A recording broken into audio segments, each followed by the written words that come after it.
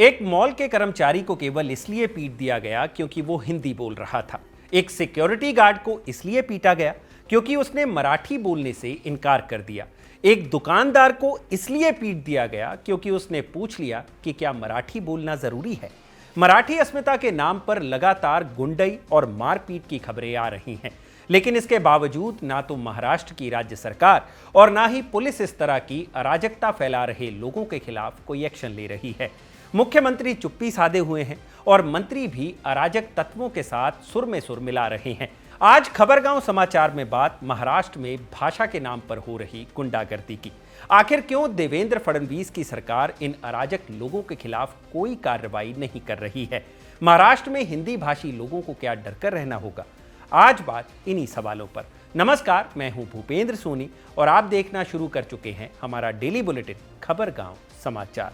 1 जुलाई 2025 मुंबई के मीरा भयंदर इलाके में जोधपुर स्वीट्स नाम की दुकान है। यहां दुकान के मालिक बघाराम चौधरी से एक कस्टमर ने पानी की बोतल मांगी और मराठी में बात करने के लिए कहा। चौधरी ने पूछा, क्या मराठी बोलना जरूरी है? इतने में महाराष्ट्र नवनिर्माण सेना के कार्यकर्ताओं ने उन्हें घेर लिया और पीटना शुरू कर दिया। गाली गलौज किया, थप्पड़ मारे, कहा कि यह महाराष्ट्र है, मराठी बोलनी होगी। इलाके में तनाव का माहौल है। पुलिस ने 7 लोगों पर एफआईआर तो दर्ज कर ली है, लेकिन अब तक किसी की भी गिरफ्तारी नहीं हुई है। और दूसरी तरफ मनसे नेताओं को ना तो इस हमले का पछतावा है और ना ही किसी कानूनी कार्रवाई का डर। वो खुलेआम इसे सही बता रहे हैं और कह रहे हैं जो भी मराठी अस्मिता का अपमान करेगा उसके साथ इसी तरह का व्यवहार किया जाएगा। मनसे के लिए ना तो इस तरह की गुंडागर्दी नहीं है और ना ही मराठी अस्मिता के नाम पर हिंदी बोलने वाले लोगों के साथ मारपीट।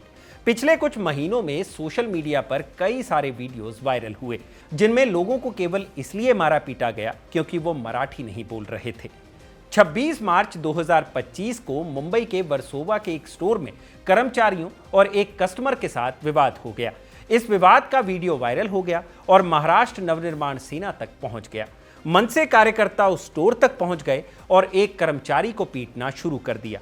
कान पकड़कर माफी मंगवाई क्योंकि वायरल वीडियो में उसने मराठी बोलने से इनकार कर दिया था। हफ्ते भर के भीतर ही एक सिक्योरिटी गार्ड को भी इसी वजह से पीट दिया गया। सिक्योरिटी गार्ड पर मराठी भाषा के अपमान का आरोप था और इस गुंडागर्दी के लिए महाराष्ट्र नवनिर्माण सेना को उनके पार्टी प्रमुख राज ठाकरे की ओर से खुली छूट थी। ठाकरे ने पार्टी कार्यकर्ताओं से पता लगाने के लिए कहा कि सभी बैंकों में कामकाज मराठी में हो रहा है या नहीं। इतना ही नहीं, ठाकरे ने खुलेआम हिंसा की धमकी भी दी।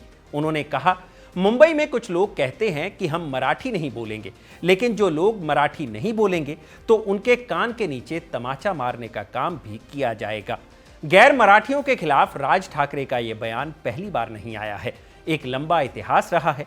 पहले शिवसेना और मनसे का एक लंबा इतिहास रहा। भाषा के नाम पर, क्षेत्र के नाम पर देश के दूसरे हिस्सों से मुंबई आए लोगों को निशाना बनाने का। मनसे की शुरुआत ही उत्तर भारतीयों के खिलाफ हिंसक अभियान के साथ हुई थी। खुद को सुर्खियों में बनाए रखने या कहीं अस्तित्व बचाए रखने के लिए मनसे उत्तर भारतीयों के खिलाफ हिंसक तरीके अपनाती रही है। पिछले कुछ महीनों में ये फिर से शुरू हुआ है। खास तौर पर अप्रैल में देवेंद्र फडणवीस सरकार की ओर से मराठी और अंग्रेजी के बाद हिंदी को तीसरी भाषा के तौर पर स्कूलों में पढ़ाए जाने की घोषणा के बाद से इस फैसले पर काफी बवाल हुआ। 20 साल से अलग राह पर चल रहे ठाकरे बंधुओं राज और उद्धव ने साथ आने का फैसला किया। महाराष्ट्र सरकार ने अपना फैसला वापस ले लिया, लेकिन इसके बावजूद भाषा के नाम पर गुंडागर्दी जारी है। ना तो राज ठाकरे के खिलाफ कोई कार्रवाई हुई है और ना ही उनके अराजक कार्यकर्ताओं के खिलाफ, बल्कि राज्य की पुलिस और सरकार इस गुंडागर्दी और अराजकता के खिलाफ सरेंडर करती नजर आ रही है। यकीन ना हो तो महाराष्ट्र सरकार में गृह राज्य मंत्री योगेश कदम का ये बयान सुन लीजिए। मैं इसलिए कह रहा हूँ, महाराष्ट्र में मराठी तो बोलनी ही पड़ेगी। अगर मराठी नहीं आती है तो आपका ये एटीट्यूड नहीं चलेगा कि हम मराठी बोलेंगे नहीं। हम कोशिश करेंगे, ऐसा वो एक बता सकते, बोल सकते हैं। तो मेरे ख्याल से देखिए, हमें किसी और लैंग्वेज का अपमान हमें करना नहीं है, लेकिन मराठी में अगर कोई महाराष्ट्र में कोई मराठी को डिसरिस्पेक्ट करता है तो बिल्कुल वहां पे हमारे कायदा हम लागू करेंगे, उसको कार्रवाई करेंगे। जो भी है, जिन्होंने भी उनको मारपीट की है, बिल्कुल उनको एक ही संदेश देंगे कि कायदा हाथ में मत लीजिए। अगर आने वाले दिनों में इस तरह की घटनाओं में और बढ़ोतरी होती दिखे तो आश्चर्य नहीं होना चाहिए, क्योंकि गृह राज्य मंत्री का बयान साफ बताता है कि महाराष्ट्र सरकार का भाषा के नाम पर हो रही गुंडागर्दी पर क्या स्टैंड है। 2 अप्रैल 2025 को देवेंद्र फडणवीस ने कहा था कि मराठी भाषा को बढ़ावा देना गलत नहीं है, लेकिन यह कानून की सीमाओं में होना चाहिए। गैर कानूनी कार्रवाई बर्दाश्त नहीं की जाएगी, लेकिन हिंदी भाषी लोगों के खिलाफ मनसे कार्यकर्ताओं की गुंडागर्दी पर मुख्यमंत्री फडणवीस कुछ भी बोलने को तैयार नहीं है। आज मीरा भयंदर इलाके में व्यापारियों ने अपनी दुकानें बंद करके विरोध दर्ज कराया। लोग सोशल मीडिया पर सवाल पूछ रहे हैं कि फडणवीस सरकार मनसे की गुंडागर्दी के खिलाफ नतमस्तक क्यों है। क्या सरकार चाहती है कि महाराष्ट्र में हिंदी भाषी लोग डरकर रहें? मुंबई जैसे शहर में लोगों को खुलेआम पीटा जा रहा है, डराया जा रहा है, धमकाया जा रहा है। आखिर क्यों सरकार आंखें मूंदे हुए है? अपनी राजनीति के लिए भाषा के नाम पर लोगों को लड़ाने का काम कर रहे लोगों के खिलाफ कोई कार्रवाई क्यों नहीं की जा रही है? देवेंद्र फडणवीस को इन सवालों का जवाब देना होगा, क्योंकि मुख्यमंत्री की कुर्सी पर बैठने से पहले उन्होंने जिस संविधान की शपथ ली है उसमें धर्म, जाति, क्षेत्र और भाषा के आधार पर होने वाले किसी भी भेदभाव के लिए कोई जगह नहीं है। हिंदी या कोई भी भाषा बोलना किसी दूसरी भाषा का अपमान नहीं है। यह कोई अपराध नहीं है। किसी को भी इस बात के लिए मजबूर नहीं किया जा सकता कि वो वही भाषा बोले जो सामने वाला व्यक्ति जबरन उससे बुलवाना चाहता है। मराठी या अन्य सभी क्षेत्रीय भाषाओं को बढ़ावा देने के लिए जो भी कानून सम्मत उपाय हैं किए जाने चाहिए।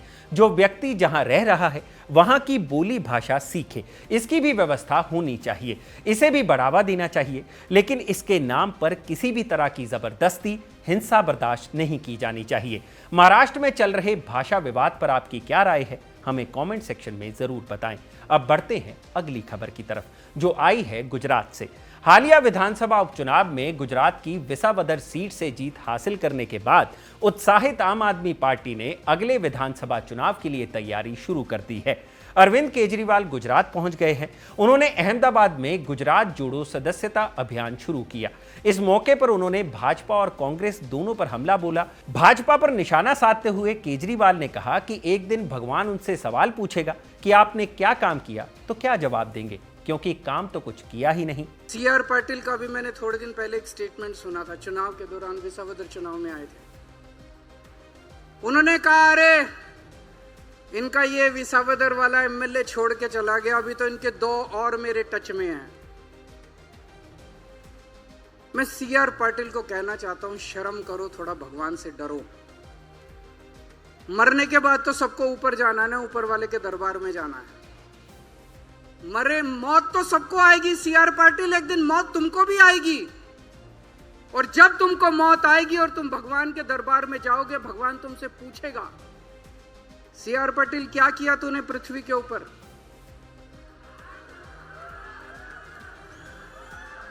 तो क्या जवाब दोगे?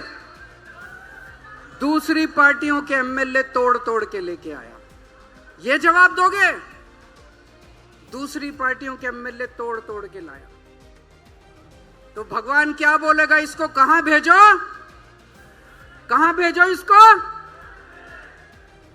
अरे तुम्हें जनता ने इतना बड़ा बहुमत दिया यार, 30 साल से तुम्हारी सरकार है। कुछ स्कूल बनवाते, अस्पताल बनवाते, बच्चों को नौकरी देते, बच्चों के लिए कॉलेज बनवाते, सड़कें बनवाते, बिजली का इंतजाम करते, जनता के लिए, खेड़ुओं के लिए कुछ इंतजाम करते, कुछ अच्छा काम करते यार 30 साल के अंदर। क्या इसमें इतना अहंकार, गर्व की क्या बात है? 2 और मेरे टच में है, 2 और मेरे टच में। ये कोई गर्व करने की बात है? शर्म करने की बात है। केजरीवाल ने कांग्रेस पर बीजेपी से मिले होने का आरोप लगाया और कहा कि इंडिया गठबंधन केवल लोकसभा चुनाव के लिए था, राज्य में कोई गठबंधन नहीं है। कांग्रेस और बीजेपी का रिश्ता क्या कहलाता है? क्या ये भाई बहन का रिश्ता है, या ये पति पत्नी का रिश्ता है? आपको क्या लगता है? ये ना भाई बहन का रिश्ता है और ना ये पति पत्नी का रिश्ता है। ये प्रेमी और प्रेमिका का रिश्ता है जो छुप छुप के रहते हैं। ये छुप छुप के मिलते हैं, ये चोरी चोरी मिलते हैं समाज के डर से। समाज इनकी शादी स्वीकार नहीं करता। ये छुप छुप के मिलते हैं, चोरी चोरी मिलते हैं, चोरी चोरी सब कुछ करते हैं। ये प्रेमी और प्रेमिका का रिश्ता है, इनसे बच के रहना। दोनों बहुत खतरनाक है। अब जनता बदलाव चाहती है, गुजरात की जनता बदलाव चाहती है। अब जनता के पास विकल्प है। 30 साल तक जनता के पास विकल्प नहीं था, इसीलिए बीजेपी को अहंकार हो गया कि गुजरात जाएगी, जनता जाएगी कहां, हमें वोट देना ही पड़ेगा। अब आम आदमी पार्टी का विकल्प है। केजरीवाल ने कहा कि विसावदर की जीत कोई मामूली जीत नहीं है। इस जीत के जरिए भगवान बहुत बड़ा संदेश देना चाहते हैं।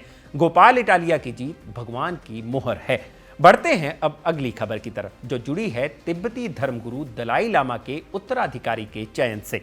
हिमाचल प्रदेश के धर्मशाला में तिब्बती बौद्ध धर्म के वरिष्ठ लामाओं की एक बैठक हुई। बैठक में शामिल हुए दलाई लामा ने कहा कि उनके मरने के बाद भी दलाई लामा की संस्था जारी रहेगी। आपको बता दें कि दलाई लामा तिब्बती बौद्ध धर्म के सर्वोच्च आध्यात्मिक नेता हैं। वर्तमान में 14वें दलाई लामा तेंजिन ग्यात्सो का जन्म 1935 में हुआ था और वो 1950 से तिब्बत के निर्वासित नेता हैं। वे भारत के धर्मशाला में रहते हैं। उन्होंने कहा, मुझे पिछले कुछ वर्षों से तिब्बती संसद के सदस्यों, तिब्बती प्रशासन के सदस्यों, विभिन्न गैर सरकारी संगठनों, मंगोलिया, रूस, चीन और एशिया के कई बौद्धों ने पत्र लिखकर इस बात का आग्रह किया था कि दलाई लामा के बाद उनकी ये संस्था लोगों के हकों के लिए वैसे ही काम करती रहे जैसे वो पहले से करती आ रही है, जिसके आधार पर मैंने फैसला लिया है कि मेरे ना रहने के बाद दलाई लामा संस्था जारी रहेगी। उन्होंने कहा कि अगले दलाई लामा को चुनने की जिम्मेदारी गार्डेन फोड्रंग ट्रस्ट की होगी। इस ट्रस्ट द्वारा पहचान किया गया व्यक्ति ही अगला दलाई लामा होगा। किसी अन्य व्यक्ति और देश को हमारी परंपरा में हस्तक्षेप करने का कोई अधिकार नहीं है। दलाई लामा के इस बयान पर चीन ने आपत्ति जताई। चीन ने कहा कि दलाई लामा के उत्तराधिकारी के चुनने की प्रक्रिया में चीन के कानूनों और नियमों के साथ उसकी ऐतिहासिक परंपराओं का पालन किया जाना चाहिए। चीनी विदेश मंत्रालय ने कहा कि दलाई लामा के उत्तराधिकारी चुनने की प्रक्रिया लॉटरी सिस्टम से होनी चाहिए, न कि दलाई लामा के कहे अनुसार। विदेश मंत्रालय ने उत्तराधिकारी चुनने की इस प्रक्रिया में 1792 में दलाई लामा के चुनने के नियमों का हवाला दिया। चीन के इस बयान के बाद भारत ने इसे तिब्बती बौद्ध परंपराओं का आंतरिक मामला बताया है और कहा कि उत्तराधिकारी को तय करने का अधिकार केवल और केवल दलाई लामा को है। केंद्रीय मंत्री किरण रिजिजू ने धर्मशाला में एक बौद्ध कार्यक्रम में हिस्सा लेते हुए कहा कि दलाई लामा बौद्ध लोगों के आराध्य हैं। उनके उत्तराधिकार का फैसला स्थापित परंपरा और दलाई लामा की इच्छा अनुसार ही होना चाहिए। किसी व्यक्ति और देश को इसके बारे में फैसला लेने का कोई अधिकार नहीं है। आपकी जानकारी के लिए बता दें कि तिब्बती बौद्ध धर्म में दलाई लामा को चुना नहीं बल्कि ढूंढा जाता है।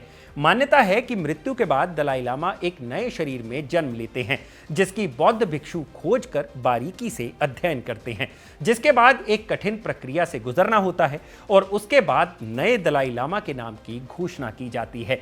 दलाई लामा का चयन कैसे होता है, इसकी पूरी प्रक्रिया डिटेल से जानने के लिए आप किस्सा का एपिसोड भी देख सकते हैं, जिसका लिंक आपको डिस्क्रिप्शन में मिल जाएगा। इसमें आपको 14वें दलाई लामा की जिंदगी से जुड़ी पूरी कहानी मिलेगी और साथ ही कैसे उन्हें दलाई लामा चुना गया वो भी पता चलेगा। तो वीडियो देखना मत भूलिएगा। आज के खबरगांव समाचार में बस इतना ही। इस एपिसोड को लिखा था मेरे साथी गौरव और हेमंत ने और इसे कैमरा के पीछे रिकॉर्ड किया है मेरे दोस्त अयान ने। आप देख रहे हैं खबरगांव। शुक्रिया।